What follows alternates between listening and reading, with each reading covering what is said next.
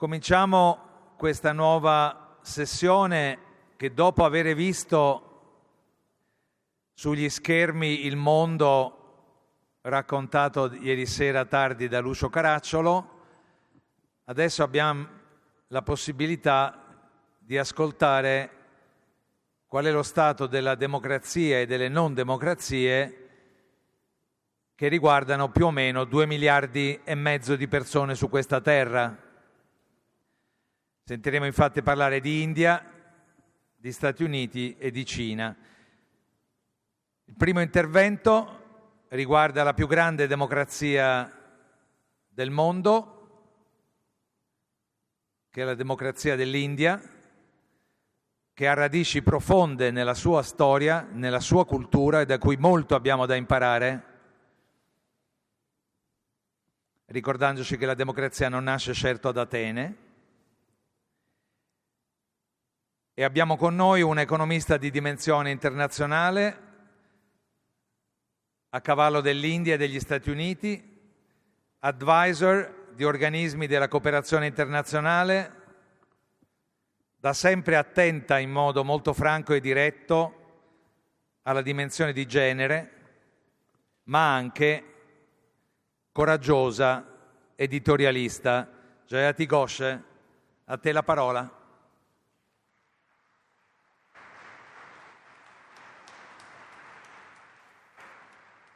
Thank you so much. It's a real pleasure to be here. And I wish I could be with you in person, but at least virtually that we get to interact. I cannot tell you the complex emotions I felt when you described India as the largest and greatest democracy in the world. And for a very long time in my life, I was very proud of that. I really felt that India was the largest and greatest democracy. And I had great faith in our electorate, and I had great faith in our democratic institutions, which were born out of a national freedom struggle more than a century ago that was really very demanding on the people. But unfortunately, I have to tell you that we are, yes, the largest electoral democracy in the world, but we have been very rapidly eroded. Our democracy has been significantly undermined, especially in the last decade, and it is almost frightening to see how quickly it can happen. It is also, I think, an important warning signal for democracies everywhere else in the world who think that the institutions can survive different kinds of onslaught. So I would like to tell you a little bit about what has happened, especially over the past slightly more than a decade in India. I'm not trying to say that, we didn't have different kinds of problems in our democracy in the past. Of course we did. And of course we had more political democracy than economic democracy, for sure. We have the most significant inequality in a variety of ways in our country. It's not just inequality of class, but caste, religion, location, ethnic origin. So we have many different kinds of inequality, and that reflected in our politics as well. But what we have seen in the last decade is terrifying in terms of how democracy can suffer major erosion with a very determined effort on the part of a centralizing government. So let me just give you some of the ways in which this has happened. The first is a cult of personality. We have a very dramatic emphasis on the personality of our leader, the Prime Minister in this case. And it is a cult that has been partly developed through media, partly through the institutions of the state, but now constantly reinforced by every economic policy, so that everything is centralized in his person. It is presented to people, anything that happens is presented as his achievement. Even if it is a sports team winning an international competition, that is the achievement of our Prime Minister. Whatever it is, there's a massive cult of personality, which maybe many of you are familiar with who have experienced other personality cults elsewhere, but that's one of the features. Another very significant feature is kind of related to that, which is that, the Constitution of India is actually a great document. It brings a lot of insight, and I would say even foresight, into how to deal with such an unequal country with very large and varied and diverse populations and languages and different kinds of societies and so on. It envisaged a federal system, but it also gave significant rights to the citizenry. And these rights, in the previous decade, there was a major movement, not necessarily led by the government that was in power at the time, but by a range of social movements, workers' movements, and popular mobilization that emphasized rights-based legislation. So we had laws on the right to work, the right to food, the right to information, the right to, well, we were working almost past the right to health, but a whole range of rights, right to education, that we didn't actually have earlier. So it was a shift in terms of recognizing that citizens have rights and it is the duty of the state to provide. In the last decade, we have had a complete reversal of that. Now, in fact, it's only obligations of the citizens, and it is everything that is given to the people is seen as a gift of the state, and not just of the state, a gift of the leader, a gift of the prime minister. For example, during the COVID-19 pandemic, we are probably the only country in the world where the vaccine certificates that were issued had the prime minister's picture on them. So many people in other countries didn't accept these as proper vaccine certificates because they said, this is not your picture. But the idea was to say, this is a gift of the prime minister. You're getting this vaccine because of Mr. Modi. Similarly, now, food rations. We have a very extensive provision of food, which is very old. It's 40 years old, 50 years old, actually. But we have, and this is something that has been promoted by successive governments from different political groupings over decades. What the Prime Minister did, we have given very subsidized grain to a fairly large population, around 800 million people, very subsidized at 2 rupees a kilo, 3 rupees a kilo, which is really nothing. Okay, it's 2 rupees a kilo is, I don't know how much, 1 euro is equal to 100 euros. So it is 100 rupees. So 3 rupees is like 3 centimes, okay, 3 cents in a euro. So very cheap. What this government did during the COVID pandemic is to say, okay, instead of 2 rupees, we will give it to you free. But the food packets come with his face on it, with his picture. It is a gift of the Prime Minister. And it is presented like that in every format, in every media, in all the shops where the food is distributed. It's the Prime Minister who is giving you this grain. A number of other things. All the existing schemes have been renamed the Prime Minister scheme for X or Y, the employment, or for women's empowerment, or I could go on. But essentially, what has happened is that people have been told that whatever you're getting is really because your leader is being kind to you. It's not your right. You don't have a right as a citizen. It is, whatever you're getting is because you've got this good leader. Now, along with that, we've also had a dramatic decline in civil and political rights, and particularly freedom of expression, the ability to dissent peacefully. There's been a major criminalization of dissent. People are thrown into jail for all kinds of ridiculous reasons. A tweet that can, or whatever it is, a post, a social media post that makes fun of one of the leaders, or anything, and very draconian laws that suggest that you're trying to overthrow the state. We've had eminent lawyers, philosophers, academics, economists who have been arrested and kept in jail for 6 years, 7 years without trial. I have students who have been in jail without trial for 7 years nearly. 2 of them were just released. There are 3 still in prison. And they're not being given bail. Why? Because the bail pleas just keep getting postponed for 7 years. Because there is no case. But this is a way of suppressing dissent. It's a way of terrorizing others. And it's not just the incarceration and the criminalization, but the fact that this is extremely focused now against minorities. So you probably know that this is a government that wishes to have a Hindu majoritarian state. That's openly stated by them. And part of that is the demonization of Muslims. So just as in Europe, you have, the other is the migrants, and so also in the US.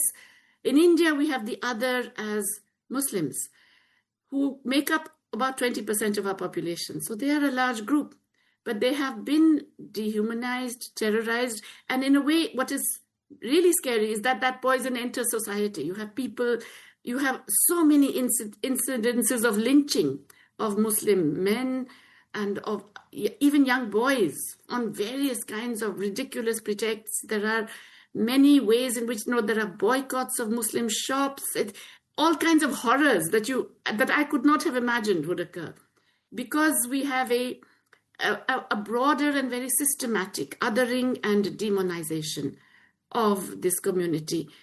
And this in turn has led to a massive increase in what are hate crimes, except that now we find that after these hate crimes, the perpetrators are not punished. They are immediately released on bail, garlanded by political leaders when they come out of jail. And instead, the victims are punished, or the victims' families are punished on some other pretext. This cannot happen without the other feature, which is very, very important. And by the way, which I have to warn you can happen in all of our countries, which is the suborning of the institutions of the state. And let me tell you, I never thought it would happen in India. I thought we had strong institutions. I thought we had a parliament that was vibrant and would respond and would prevent things. I thought we had legal institutions, the judiciary, that would uphold the constitution and the rule of law. I believed that the independent agencies for investigation of corruption and so on would behave independently. None of that has happened. The independent agencies have become completely the instruments of state control.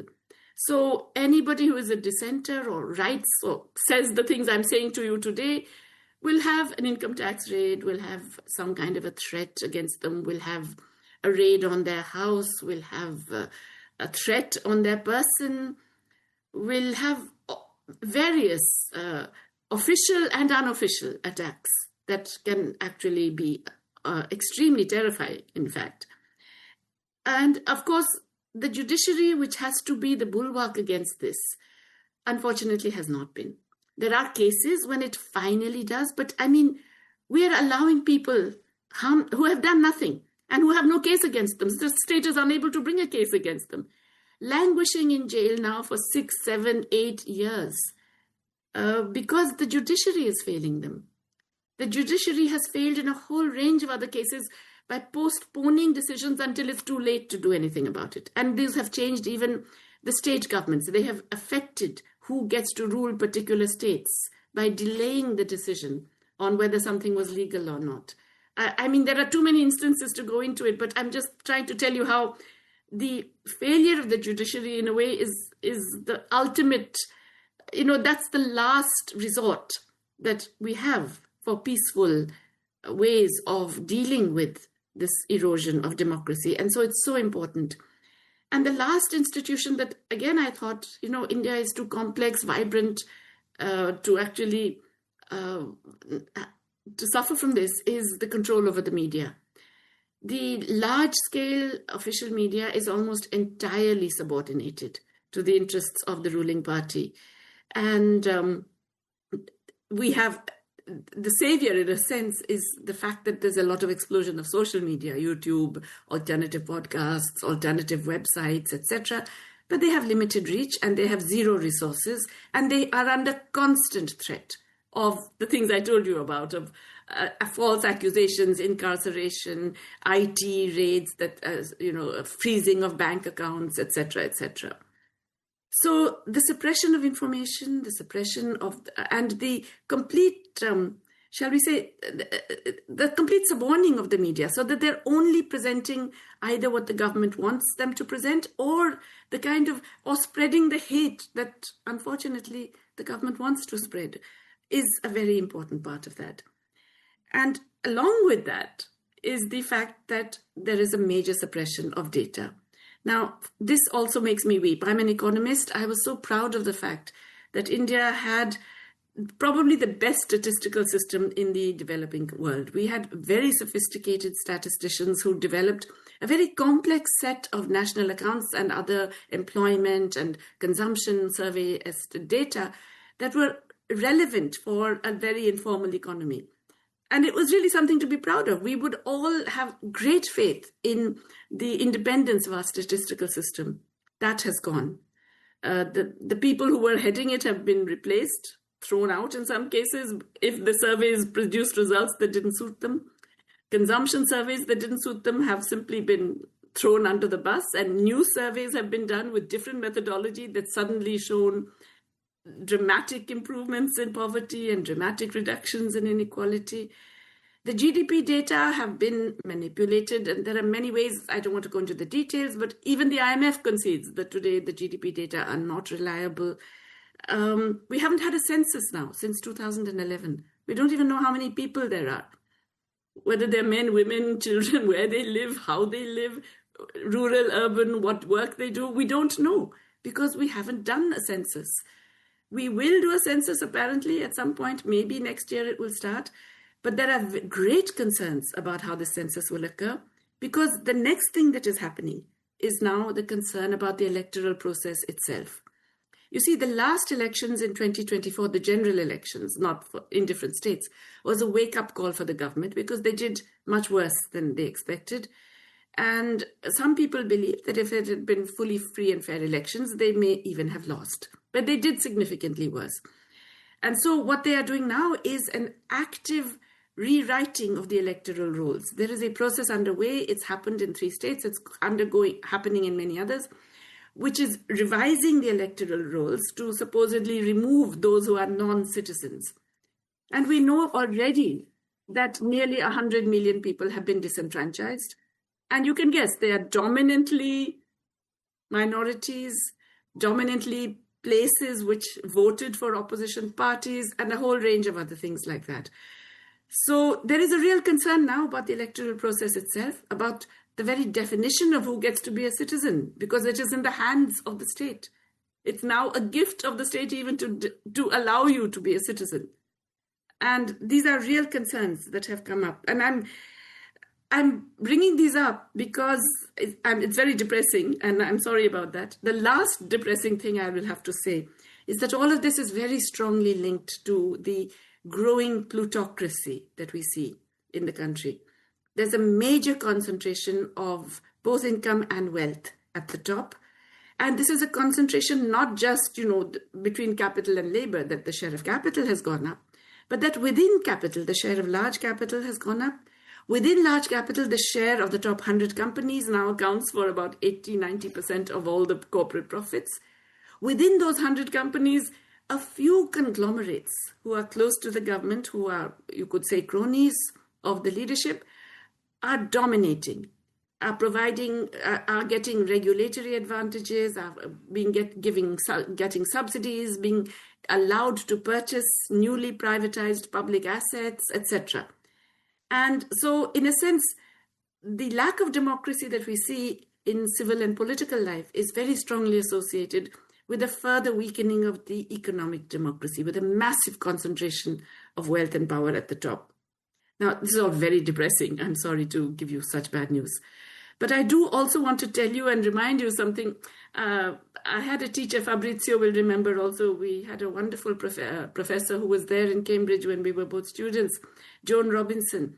She used to visit India a lot, and she used to say, whatever you can say about India, the opposite is also true. And so I've given you a very bad story, but I can also tell you that despite all this, dissent continues, people continue to try and tell the actual reality and persuade others about it, despite the barrage that they get from mainstream media and elsewhere. We've had very significant protest movements, particularly the farmers' movement, which went on for more than 2 years. And succeeded in getting the government to take back 3 very oppressive farmers' laws that would have further corporatized Indian agriculture. We are getting now the emergence of a significant movement of workers and agriculturalists together to protest against a whole new barrage of laws, which has been brought in overnight. Brought in one day, both houses of parliament pass it the second day, and on the third day, the president gives her assent to it without any discussion, which are going to be hugely damaging for the working class as a whole, which even the farmers' movement has decided to support. So there are signs of protest despite everything. And I think that is really what gives people like us hope, that we were definitely the world's greatest democracy, I feel. We still are the largest electoral democracy. And I really do have hope that one day we will again be the world's greatest democracy, because I see around me young people and others who are willing to keep fighting for that. Let me stop here. Thank you.